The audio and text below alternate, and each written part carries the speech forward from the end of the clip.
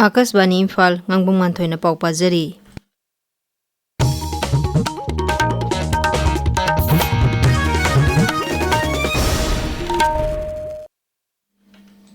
Islam dharma satpa Musalman singi senglaba kumai Idul Fitr na lakpada Rajapal Ajay Kumar Bhala, Mukhyamantri Yumnam Khemchan Singh, Adaksas Thokchom Saitabarta yauna lusingba kayana yafa paujil pirakli.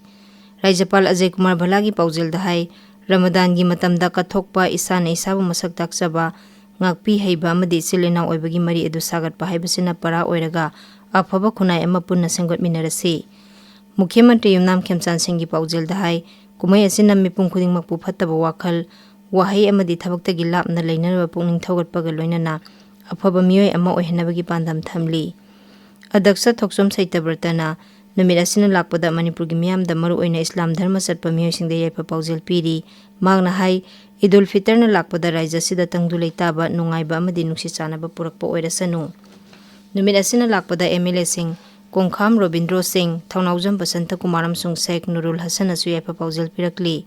Idul Fitr na lakpada Manipur Pradesh Congress Committee MPCC nasu yaifa paujil pirakli. Sandel Jilla gi Chakpi Karong Police Station na konba Ravalon Village dagi Sumpi Ngamring kauba miyo ema khulai paiba masak khangdaba miyoisingna hananaba honaramle. Mahaki loinabi Timkho Singh Haukip miyoising aduna phaduna pukre. Thaudok asiga mari lenana Chakpi Karong Police Station na FIR ama laukhatle.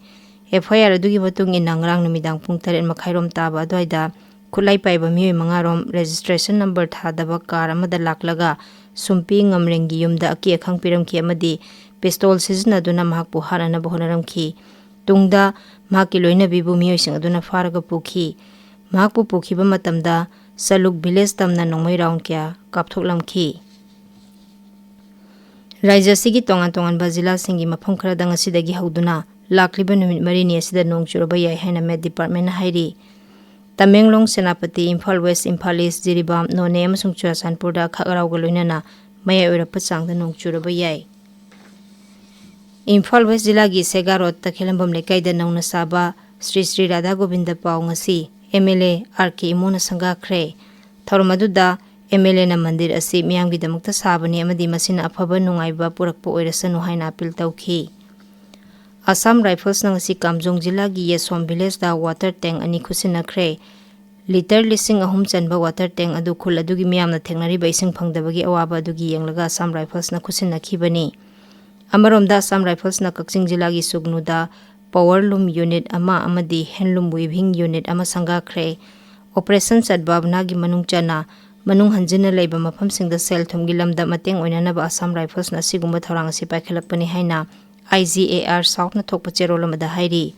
Cheroladuna makhata na hai Sugnu Pombikhok Wangu Chairel Nungu amadi Wapokpi yauna tongan ba mafamsingda nupisingna phi sabada sizinanaba mesinsing yenthokhi.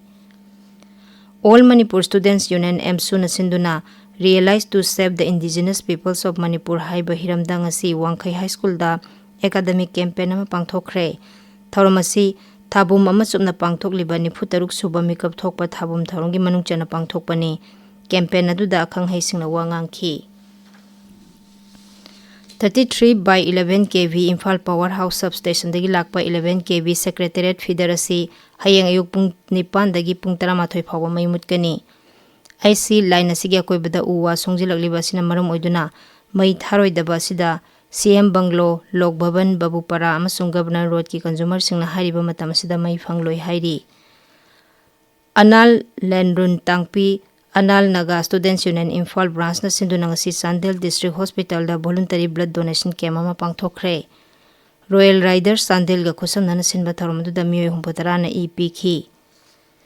Kendra gi lau singo amasung lomi singgi aifa thaurang mantri Shivraj Singh Chauhan ngasi New Delhi da senior official singa leba asigi lau singo gi haujik oiriba phibam yengsinkhre.